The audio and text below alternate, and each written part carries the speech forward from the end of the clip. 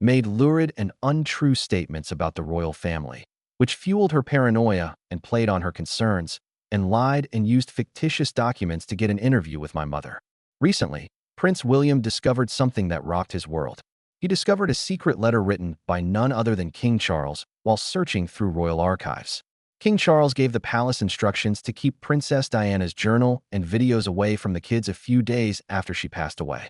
William and Harry were denied access to their mother's final message for 3 long decades. What precisely was Diana's final message, and what impact will it now have on the royal family? Come along as we reveal the devastating contents of Diana's final communication to her young boys. Prince William's startling finding. It took place on a calm afternoon when nothing unusual was anticipated. Few people ever visited the sealed wing of the royal archives that Prince William had been given privileged access to.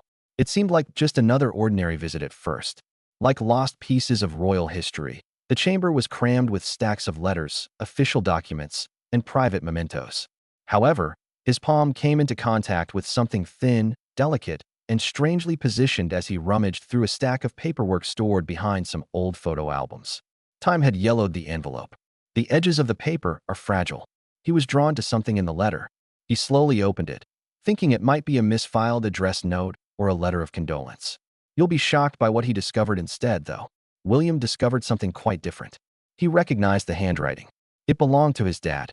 He froze as he saw the date written in the corner. It was composed a few days after his mother's passing. Princess Diana has passed away. His breath paused as his eyes swept over the first few lines, which should have been enough to make him pause. The message was not one of sorrow. It wasn't a reflection of the individual. It was a careful, purposeful direction that told palace employees to hide certain things. Additionally, King Charles requested that Diana's journal and a collection of voice recordings she left behind be suppressed. You see, William thought he knew everything there was to know about his mother's last days for a long time. A picture was painted by the news reports, films, and private conversations, perhaps hazy, but comprehensive. But then a letter arrived, shattering that picture like a piece of glass. He was unaware of the existence of these writings or recordings. His father had made the decision to conceal the fact that his mother had communicated with her sons from the beyond. The discovery did not come as a shock right away. It sank into his chest like a chilly burden. He read the letter again and again, searching for any hint that he might be misinterpreting its meaning or anything that would soften the message. Nevertheless, it was evident that Diana had left behind words for her kids, and those words were suppressed under directives that were never intended for his eyes. It was not an enemy who betrayed him. Rather, it was the one man who ought to have supported him and not protected him from the one voice he had yearned to hear since he was a young boy. What had Diana said exactly? Why was it deemed unsafe to broadcast her voice and last thoughts? Questions that William was unable to answer crowded his mind. Her worries, cautions, or even apologies might have been captured on tape. His father had deemed them unsuitable for his son's ears, regardless of what they contained. And that ruling had been upheld for almost 30 years. There was more to this letter than just paper. It was evidence of a choice that had a profound impact. But that's not all. It stood for control, quiet, and the willful deletion of Diana's last declarations of truth, love, or sorrow. William experienced the old anguish once more, but it wasn't isolated this time.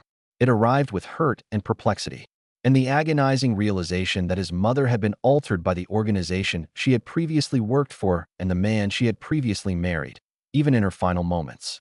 All of the well-rehearsed speeches and meticulously preserved displays of royal unity momentarily vanished.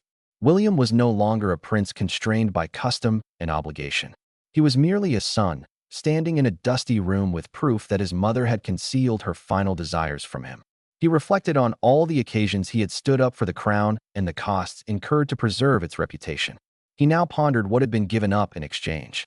His recovery, his relationship with Diana, and a fragment of the past that could have provided a deeper understanding of everything. He became increasingly aware that this went beyond secrecy as he continued to read the letter. Control and determining which facts should be kept alive and which should be suppressed were at the heart of this. Furthermore, if the records were real and his mother's voice could be heard in that collection, he would have lost the opportunity to hear her talk to him directly when he was at his most vulnerable. Her voice and her truth, not merely tales about her or someone else's interpretation. Then, the question he had been avoiding finally surfaced. Did Camilla participate in this? Over the years, William had heard the name far too often and witnessed the tension it created in both family portraits and headlines. However, the urgency of suppressing them might be explained if Diana had mentioned Camilla in those tapes and Charles had read or heard it directly. That option further complicated matters, because it was no longer solely about legacy or sadness. It was about survival, image, and power within the world's most watched family. Even though it was painful, William sat back with the letter still in his fingers and noticed something else developing beneath the surface. He understood that this was not the conclusion of the story, regardless of what happened next. He was resolved to approach his father about the letter, and that was just the beginning. At a royal gathering, he was finally given the opportunity to do it. Watch closely for the breathtaking details. King Charles is confronted by William. Why William's visit with King Charles was never publicly publicized may be on your mind. The encounter did not take place in a large ceremonial room or at a formal function, according to palace sources. No reporters, no cameras, and no assistants were in the area. In one of the more private areas of the palace, it was just William and Charles. Type where important topics were addressed in private. Charles consented without question after William personally requested the meeting. William arrived without words or notes. Ever since he saw the letter in the archive, he had only one thought, a single, straightforward query. It wasn't dramatic or loud, but it had a deeper impact than anything else. His dad gave him a look, taken aback by how straightforward William's question was. There was only agony, no formality. The kind that occurs when a trusted person makes a decision that causes you to feel deeply hurt. Charles took a moment to respond. His remarks were intended to soften the blow when he did. He claimed that hearing Diana's voice would have been too agonizing at the time. Therefore, he had done it to keep William safe. It was an act of love, he said. When the old wounds had not even healed, he found a means to protect his son from new ones. William, however, did not feel safe. He felt defrauded. Even though Charles uttered them softly, the words didn't land the way he had hoped. William observed no kindness or concern. He observed authority. He witnessed someone deciding for himself what information about his mother his son should or should not know. It wasn't defense. A truth that belonged to someone else was being buried by the use of power. William was surprised by the decision. He came to the realization that, throughout his adult life, he had been unaware that his mother had left notes specifically for him and Harry. He had been raised to think he had heard her final words, but that was untrue. The calmness of the discourse was short-lived. Tension started to rise in the room. William's inquiries came more quickly, his voice became sharper, and the emotion that had been suppressed started to show. He was curious as to who else was aware. He wanted to know how many persons had contributed to the concealment of this information. The most important thing was that he wanted to hear his mother's voice, not someone else's. Charles didn't provide definitive responses. He remained evasive, avoiding the core of the issue with his statements. That simply made matters worse. William's pain at losing everything grew stronger the more Charles attempted to soften the story. The conversation got out of hand. Although William didn't yell, people acknowledged that he was clearly frustrated. Everything about him, including his hands, eyes, and face, revealed the toll this truth had caused. Then it abruptly came to an end. Without further comment, he turned and left, causing the door to swing softly in his wake. After that, he didn't talk to anyone, not even his kids, not his team, not even his assistants. He went back to his personal space and secured the door. He brought the cassettes and journal inside with him, clinging to them like fragments of his mother, who had at last made a comeback. Keep an eye out for what happens next, since the fascinating section of the video is just getting started. William remained there till the following day. Throughout the night, lights remained on. The curtains were drawn. There was only Diana's voice on tape, filling the room with words he had never heard before and no other sounds. He took his time going through the journal, page by page. It was difficult to process some of it. The sorrow on the page was genuine. The thoughts were unvarnished, and the writing was unpolished. This was more than simply a memory to William. A side of his mother that the world had never known was revealed. He paid close attention, attempting to understand not only what she said, but also her motivation. Every page and every muttered word offered him a fresh perspective, not only about her, but also about the upbringing he had received. Only Kate was permitted to enter that area. She made no inquiries. She made no attempt to offer guidance. When nothing more would have been helpful, she simply sat with him and provided a peaceful presence. She realized that he wasn't merely reciting what his mother had said. He was observing how the ground changed beneath his feet. The past was not what he had assumed. His father's portrayal as a guardian, The events of Diana's final months and the choices taken following her passing all appear to have changed. William started to view things differently. The responsibility, the titles, and the crown.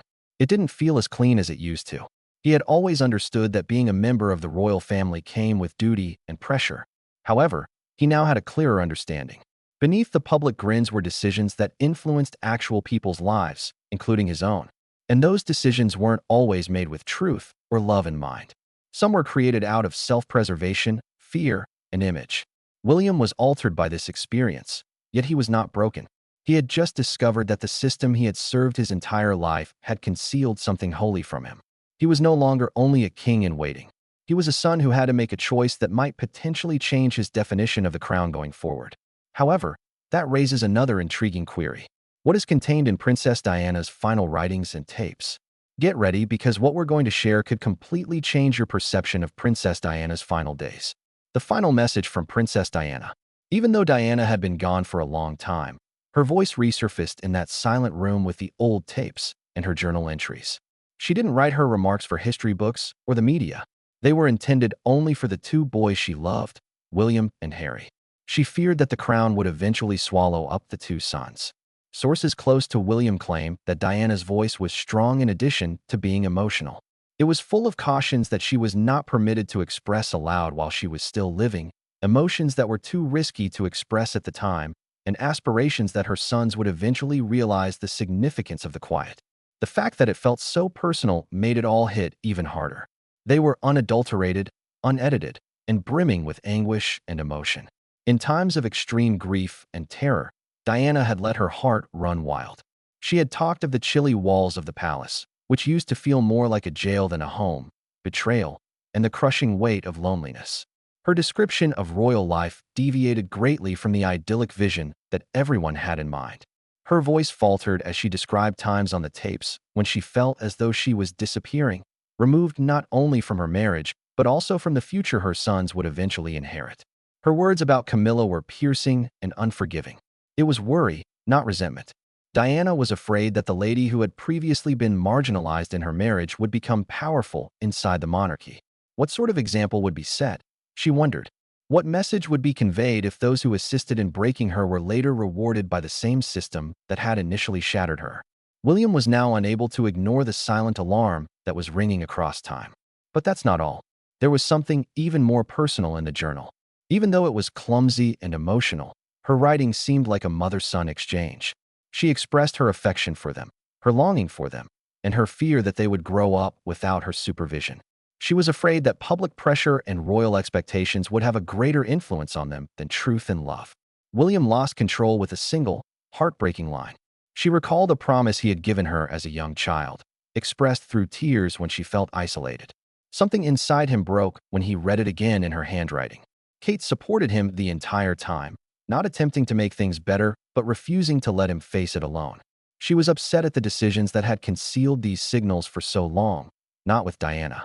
She wasn't quiet in her rage because she felt William should have known this fact much sooner.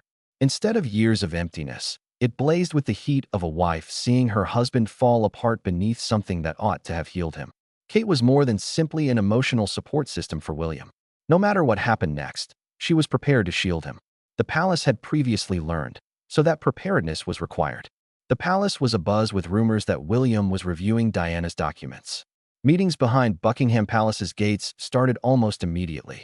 Senior aides, press officers, and advisors were attempting to ascertain what William had found and his potential course of action. There was more to this than familial drama. It was a possible catastrophe that may erode public confidence, reopen ancient scars, and even call into doubt the legitimacy of the current monarchy.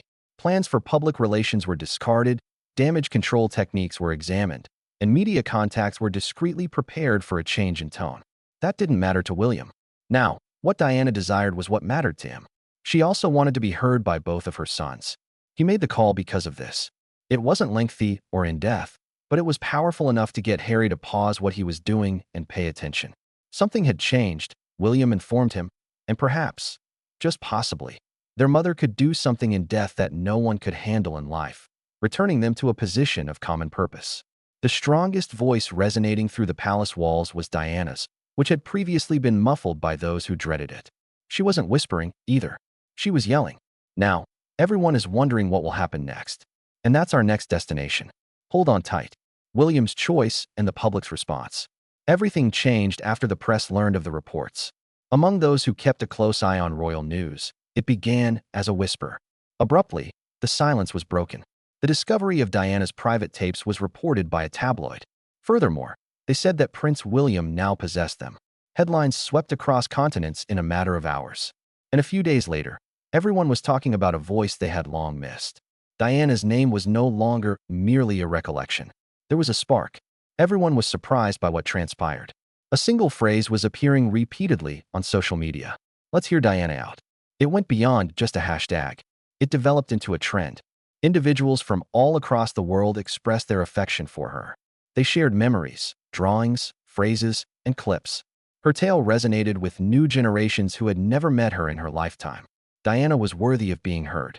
The public needed to know what transpired behind the palace doors all those years ago, and her boys deserved to know her completely. Videos of her interviews were circulated repeatedly, but with a fresh context. People made a connection between what she may have said on those tapes and what she had said in public back then. Something deeper was being stirred by the new emotion that surrounded her. The mood shifted inside the palace. William was no longer in the spotlight. The focus swiftly moved to King Charles. People started questioning whether he was genuinely attempting to defend the monarchy or if he was just attempting to defend himself. Outside the palace gates, the pressure continued to increase as the distinction between obligation and guilt began to become hazy. Camilla was the next. Despite numerous attempts over the years to gradually win her public favor, Diana's voice reopened old wounds. Diana had not intended to embarrass Camilla with her remarks. These were anxieties and realities from a woman who had experienced them. However, those private thoughts were suddenly publicly visible. In light of what was happening within, the public once more started to wonder what type of image the royal family had attempted to project. After all of this, William found himself in a position no other royal had ever been. He had two options. The first was quiet. He was capable of doing what royalty always did. Keep your mouth shut, defend the crown, and wait for the storm to pass. Or he might venture into the unknown and do something that nobody anticipated. He might let Diana talk, for the truth to ultimately reside outside the palace, not for the general people to engage in gossip. There was a lot of weight on any decision. One would keep the previous system in place. It might be broken by the other. Considering all of that, William's thoughts turned to Prince Harry. The two had not been close for some time, according to royal observers, but this was more than simply royal business. Their mother was the one. He also thought that Diana might have left the recordings for them to listen to together. William started to question if it would be wise to give them to Harry before acting in public. Inside the palace, things were heating up, and the cause wasn't what you might imagine, while the outside world was applauding the shift. Senior royals viewed this as a risky moment because of what Diana had stated, as well as the implications for the crown's future. It was about a more significant change, a new generation that did not think that quiet was necessary for tradition. The gap was obvious. The past desired silence. Honesty was desired in the future. William then faced the most difficult choice of his life. His title was no longer the only consideration. His legacy was at issue. Would he be the son who stood up for the truth or the monarch who obeyed the law? His next decision would either preserve the crown in its current form or start to transform it into something quite different. Regardless of his decision, it was obvious that the world was no longer silently observing. They were paying attention, waiting and hoping. Diana, whose voice had been stifled, was now resurfacing as a force rather than a memory. We appreciate you remaining with us. What will William do next, in your opinion? Please let us know what you think in the comments area. Please like, share, and subscribe to our channel if you liked the video. Additionally, you will love the following video when you click on it.